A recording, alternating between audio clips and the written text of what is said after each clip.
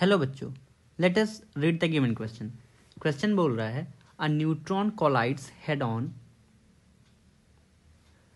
With the stationary hydrogen atom in a ground state. हम लोग का जो हाइड्रोजन एटम है वो ग्राउंड स्टेट में है। Which of the following statements is are correct. First statement है if kinetic energy of neutron is less than 13.6 electron volt collision must be elastic. B option है if kinetic energy of the neutron is less than 13.6 electron volt collision may be inelastic. C option है inelastic collision may take place only when the initial kinetic energy of neutron is greater than 13.6 electron volt. And fourth option है perfectly inelastic collision cannot take place. हम लोग एक एक option को देखते हुए आगे बढ़ेंगे। उससे पहले हम लोग पहले दो फैक्ट को जान लेते हैं। पहला फैक्ट ये कि नॉर्मल कंडीशंस में जब हम एटॉमिक कॉलिजन्स देखते हैं तो हम लोग न्यूट्रॉन के मास को और हाइड्रोजन एटम के मास को इक्वल मानते हैं। सो हम लोग इसको पहले लिख लेते हैं। Mass of neutron is equals to mass of hydrogen. Second point जो हम लोग को जानना बहुत जरूरी है वो ये है कि अगर दो बॉडीज जिनका मास सेम होता है, जैसे कि यहाँ पे हाइड्रोजन एटम और न्यूट्रॉन, अगर वो इनइलास्टिकली कोलाइड करती हैं, इनइलास्टिकली मतलब कि परफेक्टली इनइलास्टिक कॉलिजन होता है, उस टाइम पे जो एनर्जी का लॉस होता है वो half of initial kinetic energy होता है। सो हम लोग इस पॉइंट को लिख लेते हैं। If m1 equals to m2 during perfectly inelastic collision,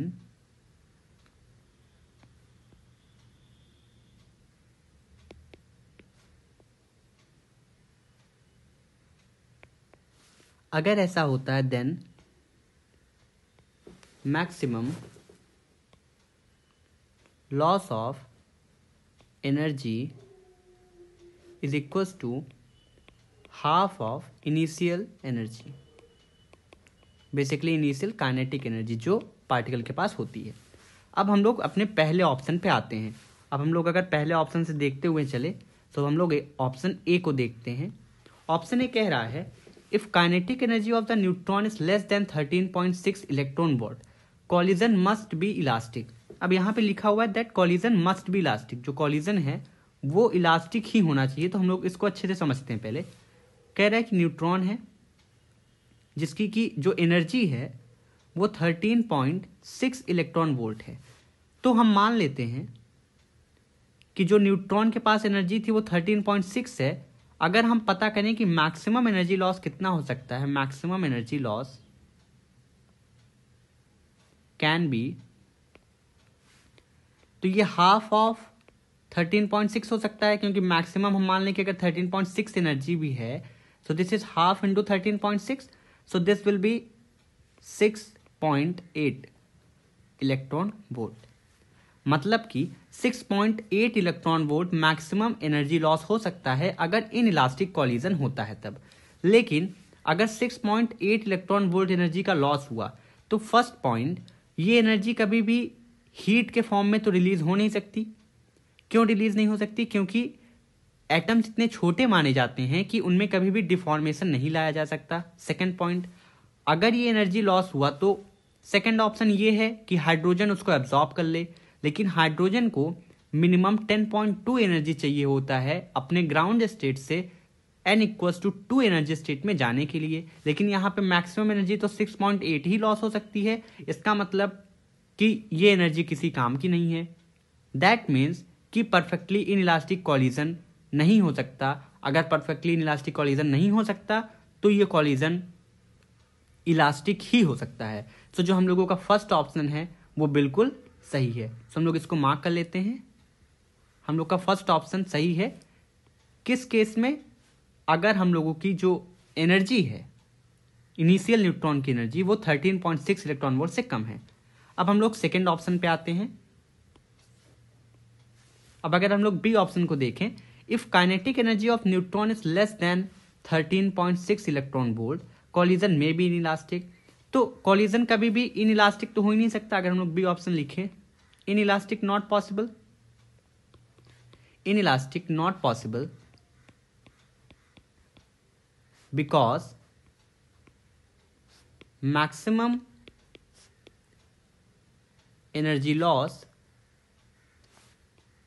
can be 6.8 electron volt. हमने पीछे कैलकुलेट किया था मैक्सिमम एनर्जी का आधा लॉस हो सकता है, तो यहां पे अगर इनइलास्टिक कॉलिजन होता है तो 6.8 इलेक्ट्रॉन वोल्ट एनर्जी निकलेगी। और अगर 6.8 निकलेगी तो पहला ऑप्शन कि ये हीट के फॉर्म में रिलीज हो जाए, तो हीट के फॉर्म में रिलीज हो नहीं सकती, क्योंकि जो एटम्स होते हैं वो डिफॉर्म नहीं किए जा सकते, क्योंकि उनकी साइज बहुत छोटी होती है। दूसरा, इसको हाइड्रोजन एब्जॉर्ब कर ले, हाइड्रोजन एब्जॉर्ब कर ले, लेकिन ये भी पॉसिबल नहीं है। ये इसलिए नहीं पॉसिबल है क्योंकि उसको मैक्सिमम 10.2 एनर्जी चाहिए n=1 से n=2 में जाने के लिए। इसका मतलब ये एनर्जी रिलीज हो ही नहीं सकती, इसका मतलब कि इनइलास्टिक कॉलिजन हो ही नहीं सकता। इसका मतलब हम लोग का ऑप्शन भी गलत है।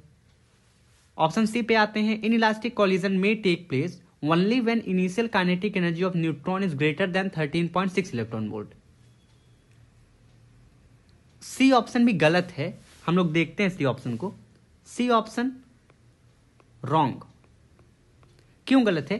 क्योंकि कह रहा है कि इनइलास्टिक तभी हो सकता है जब 13.6 से ज्यादा एनर्जी हो, लेकिन 13.6 इलेक्ट्रॉन वोल्ट से ज्यादा एनर्जी हो ये कोई क्राइटेरिया नहीं है कि इनइलास्टिक कॉलिजन होगा, क्योंकि इनइलास्टिक कॉलिजन होने के लिए जो मैक्सिमम एनर्जी का लॉस होना चाहिए वो 10.2 इलेक्ट्रॉन वोल्ट होना चाहिए। अगर 10.2 इलेक्ट्रॉन वोल्ट एनर्जी लॉस हुआ तो इनइलास्टिक कॉलिजन हो सकता है, अदरवाइज नहीं होगा। सो ऑप्शन सी भी गलत है। ऑप्शन डी कह रहा है perfectly inelastic collision can not take place. ये बिल्कुल सही बात है, क्योंकि डी ऑप्शन कह रहा है perfectly inelastic collision can not take place. कह रहा है कि परफेक्टली इनइलास्टिक कॉलिजन हो ही नहीं सकता, बिल्कुल सही कह रहा है। फोर्थ ऑप्शन कह रहा है perfectly inelastic collision can not take place, तो ये गलत हुआ। कह रहा है कि परफेक्टली इनइलास्टिक हो ही नहीं सकता, तो ऐसा नहीं है। अगर एनर्जी का लॉस 10.2 इलेक्ट्रॉन वोल्ट होता है या 10.2 इलेक्ट्रॉन वोल्ट से ज्यादा एनर्जी लॉस हो सकती है तो परफेक्टली इनइलास्टिक कॉलिजन भी पॉसिबल है। लेकिन यहां पे लिखा हुआ है कि कैन नॉट टेक प्लेस, कि हो ही नहीं सकता है, तो ऐसा नहीं है। अगर क्राइटेरिया फुलफिल होता है, 10.2 इलेक्ट्रॉन वोल्ट से ज्यादा एनर्जी लॉस होती है, तो ये कंडीशन भी पॉसिबल है। तो हम लोग का डी ऑप्शन भी यहां के लिए गलत हो जाएगा। सो हम लोगों का option A B C D में केवल ऑप्शन ए सही है और ऑप्शन बी रॉन्ग है, ऑप्शन सी भी रॉन्ग है और ऑप्शन डी भी रॉन्ग है। Hope you understand it well. Best of luck.